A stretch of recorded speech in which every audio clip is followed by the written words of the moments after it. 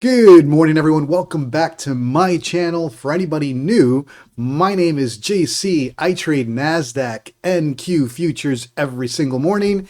Today, I used my simple 20 and 200 SMA strategy, and I walked out with $14,000 in profit across all of my prop firm accounts. Now, before I start going over the strategy, smash that like, smash that subscribe button, and more importantly, hit that notification bell so you get updated on my content. Now, for several months, you've been hearing me talk about the 20 and the 200 SMA as my main strategy for scalping. You guys know I'm a momentum price action driven trader. I trade that nasty volatility during the New York Open, and I use the 20 and the 200 SMA as my primary indicators. Now, that doesn't mean I only use them. I also use the pivot points and the VWAP. Those are my main indicators, along with support and resistance levels from the 1 hour and 4 hour time frame. So let's hop right into it. Let's go over how I use the 20 and the 200 SMA today to trade and walk out with $14,000 in the green, done within a couple of minutes after the New York Open. Let's hop in right into Quantower. So if we take a look at Quantower, for anybody new to my channel, I live in Arizona, so any time that I use is 2 hours behind the New York Open. So for me, 7:30 a.m. is the 9:30 a.m. Eastern New York Open. So up to that, let's go over the strategy, the planning. It's not just waking up, going into the New York Open and putting trades in. You got to build a strategy, you got to build a plan. So let's go over the plan, the execution, and the exit of these trades. Today was a very beautiful 20 and 200 SMA trade day. So before the open, so let's just for a reference point, 725, 730, right here at this level, that's the New York Open, right? I'm in Arizona, 7:30 a.m. Let's talk about prior to that. How do I strategize my morning? So I'm looking for channels, I'm looking for direction, I'm looking for price blocks. So this is initially what I drew, right? You have this descending channel shaping up from around 1 a.m. No, that does not mean that I was up at 1 a.m. charting. Usually I wake up around 5:30 or 6 a.m. Arizona, which is around 8 a.m. Eastern. So I identified this descending channel, right? I didn't care too much of these price blocks and channels within. I was very interested in this ascending channel or a tapering channel within the larger time frame channel. This was a very interesting channel that started around 6 a.m. and it was pushing NQ up within a descending channel. That's the key, descending channel. We're going to take a look at this. We're going to stick to the 1 minute time frame. The main indicator for me today was the 4 hour, and I'll show you guys that in a second. So I'm not trading yet, right? I'm just trying to see where the market is going, direction, trying to find ideas. While I'm building this, I'm looking at where my 20 SMA, which is the purple line, right? I use the 20 and the 200, which is the red line. Unfortunately, Quantower doesn't have the best VWAP indicator, so I use TradingView, and I'll show you guys there as well. So main indicators: 20 SMA, purple line; 200 SMA, red line; VWAP, right? Support and resistance levels based on higher time frames. And pivot points. Today, really, pivot points were not in the equation. They were pretty far. But let's continue with the building of my trades, right? So now I wake up and I see the topping of this channel. I see that we're in a descending channel. I see the 200 SMA clearly providing what? Resistance. In other words, price action was struggling to push above the 200 SMA. What is that indicator for me? Short, right? What did I do here? This is the first trade. I'm warming up. I got a blue. This is the teal line. This is based on the 1 hour and 4 hour time frames. So the blue lines are all my 1 hour support and resistance levels that I draw on a 1 hour time frame. The magenta levels are the 4 hour. Those are 4 hour support and resistance zones. In other words, major areas of confluence, liquidity, support, resistance, whatever term you want to use. Okay, so I'm warming up. I was like, all right, let's play the strategy. 200 SMA right there, providing resistance. It provided resistance on this liquidity drop. I think that happened around 6:30 a.m. or 8:30 a.m. Some minor news event. You got pushed up, and the 200 SMA provided resistance. So I said, all right, let's short. Caught a little bit of drawdown, and then the confirmation of the break below the 200 SMA, broke through the 20 SMA, and at that point, I'm targeting this level.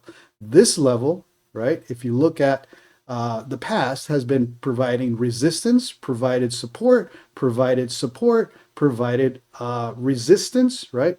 And then again, that was a critical level that it needed to test before any continuation. So that's my first trade, and I'm going to zoom it in a little bit. Let's actually show it this way. That way you see the whole thing. There you go. That looks a little better. So 200 SMA, push up. I'm not thinking we're going to push further up, right? It's testing it. At that point, that's the initial test after the 8:30 a.m. Eastern news drop. So I'm thinking, okay, if we're going to test, I can place the stop above this teal line, you know, if I really need to stop out, but I have time. I'm at the top of a level.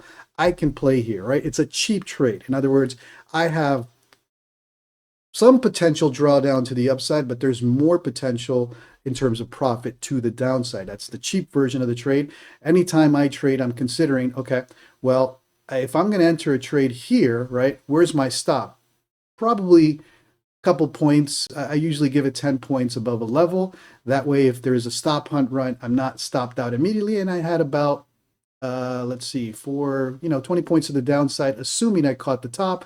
I didn't necessarily catch the top, and I'm targeting this level. But I'm watching momentum. In other words, if I see that it's not really pushing the way I like it, I'll peel out a little early. Big deal. I'll trap the profits. It's not my only trade of the day. This is before the open. I'm getting warmed up. So I short at right around the resistance of the 200 SMA, got pushed up a little bit. The blue line, or the teal 1 hour resistance area, proved to provide resistance. Had my pushed up, then fine, I get stopped out. And then the short plays out in my favor. I break the 20 SMA, and at this point, I'm watching for this level. That's going to provide what? Support. So there's going to be a bounce there. So I was very careful not to overstay my welcome, right? Where I get pushed right back up. I peeled out, got some little profit there. And had I not, again, these levels, that's what NQ, it's cyclical, it's a wave. If it needs to go up, well, it's going to do this, right? If it's going to go down, where it's going to go do this, right? Very rarely do you get that clean flush, to the downside. So I was very careful with this level, being aware that this could be a potential bounce area. And I peeled out. Had I not, well, look at that. I got pushed right back up. So that's trade number one. Then I'm watching it. I'm like, all right, so now the price action did move above the 200 SMA, right?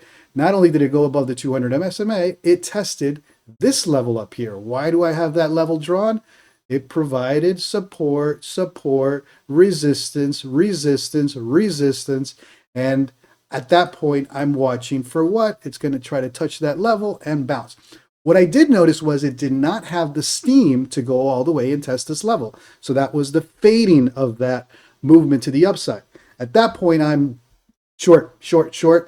There's a couple of reasons. There's another level at the 4 hour that I'll show you in a second. But again, I'm at the top of this channel, and it's proving to be not the break to the upside. We're going to go right back down. So at this point, I'm comfortably at a high, so I short that top. Very nice play, breaks the 20. Where do I target? The 200 SMA, and I peel out. In hindsight, and I'll show you on the 30-minute, the level to target was this area, and I caught it. When I exited, I said, ooh, JC, you just missed the strong move. This level really should not have been to 200. It should have been this level, especially when I saw the break here. Now, to be fair, I got out at the 200, right? That was my target. That's the reason you see it clean out. You saw the push down, but let's fast forward and let's zoom in a little bit here. I got pushed all the way back up on the next. These are 1 minute candles above the testing of the 200 of the 20 SMA. So that could have shaken me out. So I'm okay with that out. But at that point, I'm on trade number 2. If I really wanted to do trade number 3, the trade was right here, the test of that 20 SMA. Now you're going for the 200 break and the potential test. At this point, I caught my error. Listen, it's not an error. At the end of the day, you lock profit, you lock profit. But I realized that trade number 3 I had missed, and I caught myself what? Chasing. So now I didn't get in where I should have. I see the break of the 200. I see the break of this level that I've clearly drawn. Now you're in. I got to FOMO in. I got to FOMO in, right? But I caught myself. I realized this push down, and I short again. And I'm like, no, dude, what are you doing? You're done. There's no reason to enter there. The entry is around the 200 or the 20 SMA. You're below a level. Yes, it could play in your favor, but it could also play against you. So basically what I did at that point was this, as soon as I saw a little bit of green, I got out. That's trade number 3. That's my rule, 3 trades, and I'm done.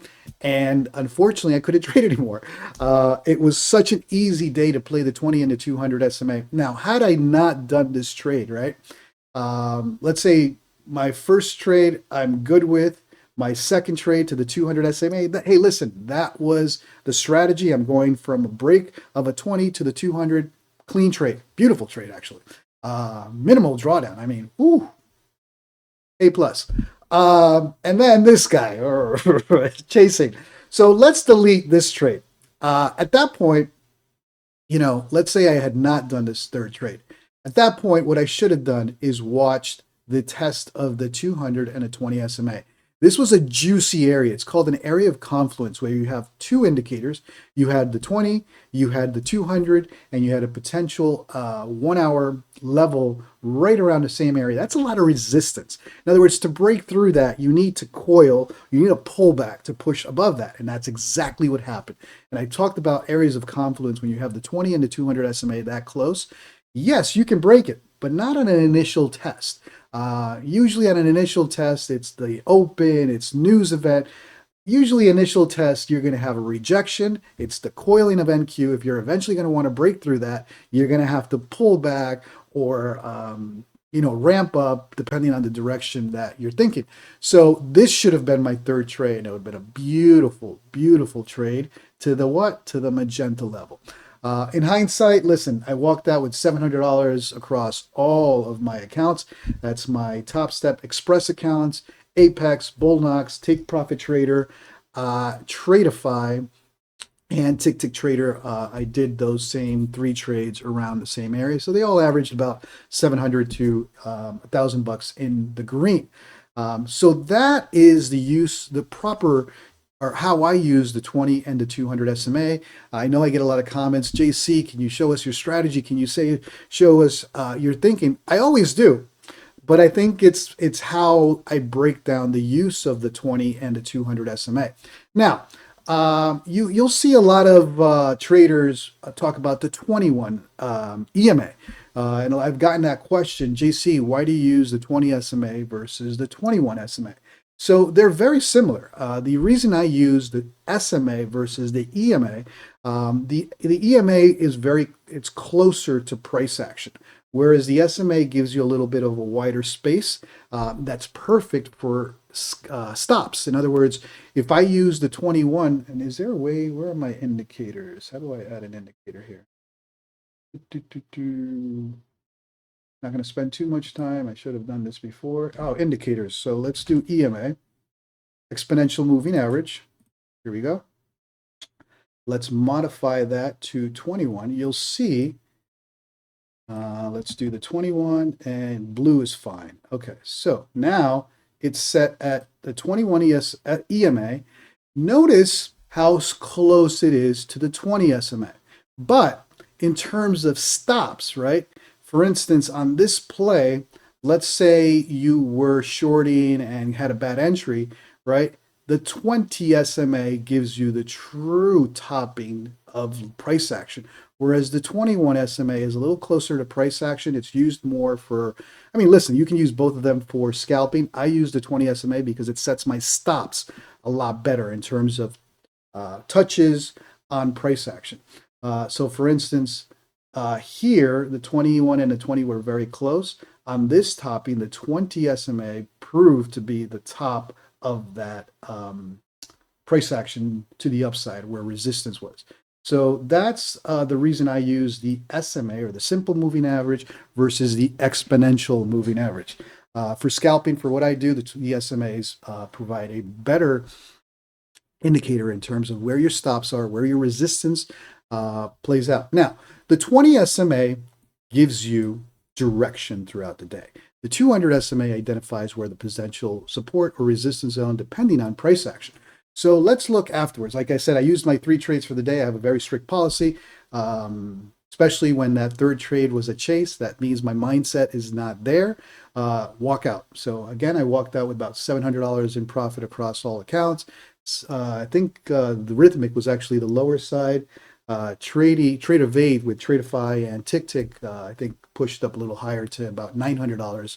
So for a total of $14,000 across all my 20 accounts today.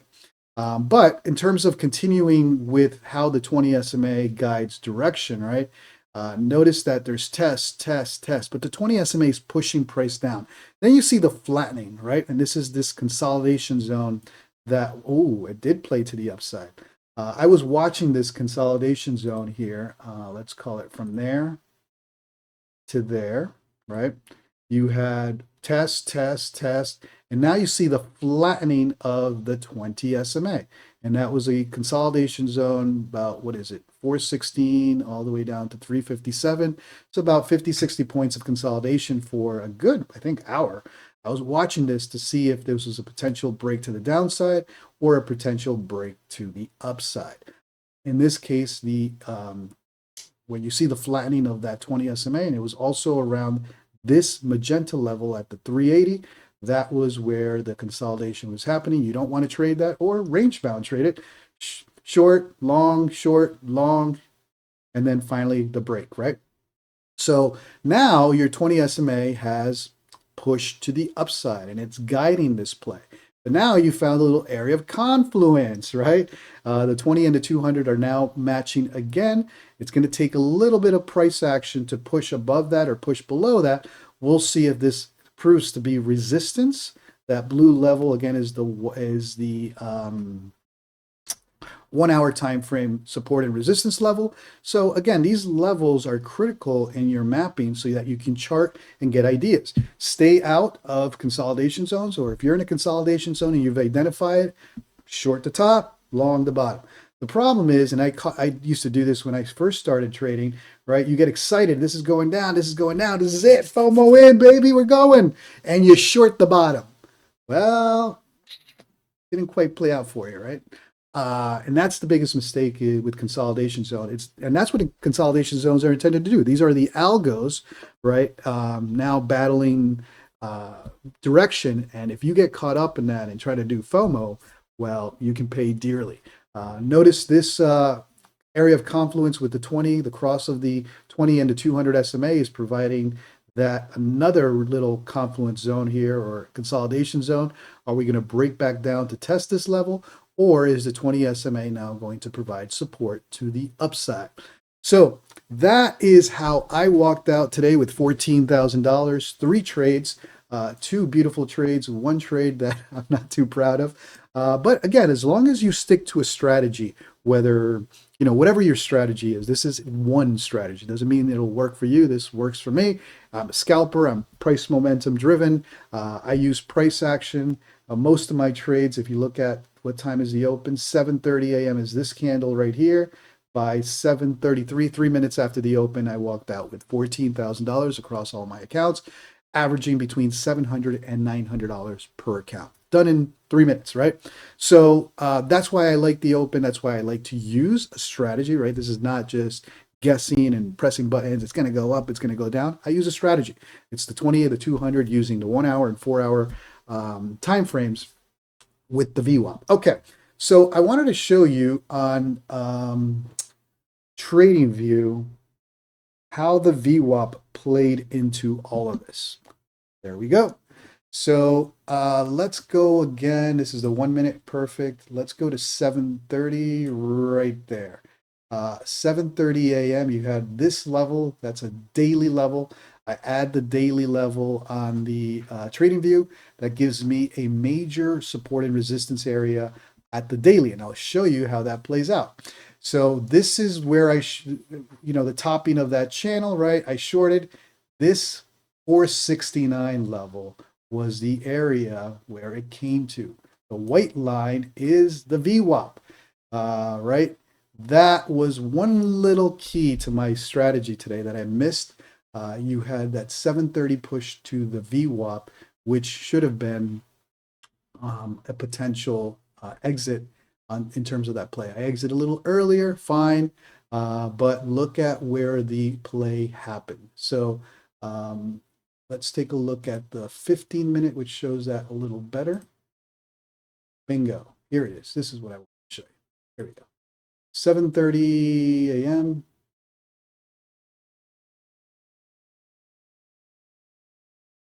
$7:30, right? This topping, and it comes right down to the 395 or the 400 level on the VWAP. That was the 15. So I've said this before. When I trade, I use the 1 minute for all my charting and entries and exits, but I'm watching on this screen over here the 5, the 15, and the 30. I'm looking at VWAP levels and pivot points on those higher time frames. So you trade in those lower time frame using higher time frame indicators, levels, support, and resistance zones. This was the play. In hindsight, right? I exited probably, I think it was around 428 was where I exited. The play was to the VWAP. You even saw a little bit of extra to that. So again, in hindsight, I'm still fine with the trade. Still walked out with $700 to $900 per account. But it's just part of my journaling, what I do to get better every single day. Now, the big indicator for the initial short today was the 4-hour time frame. Let's take a look at the 4-hour. Let's see if you see what I saw this morning. I already deleted it. So when you look at the 4-hour, right, you got to train your eyes. And I've had this level now for a couple of days because it's been playing out pretty solid. If you don't see it, this is what I look for. Parallel channel. Boom. And boom, right? We were at the top of this level, right? This channel has been playing out. It's the descending channel on the 4-hour. Although we've had these major swings to the upside, look at that. We came right to the top, and for the last couple of hours, we've been on a steady push down. Again, trade the charts, build a strategy, whatever your strategy is, but trade based on chart. You may be wrong, but as long as you have a strategy, you reduce the amount of losses in your trading.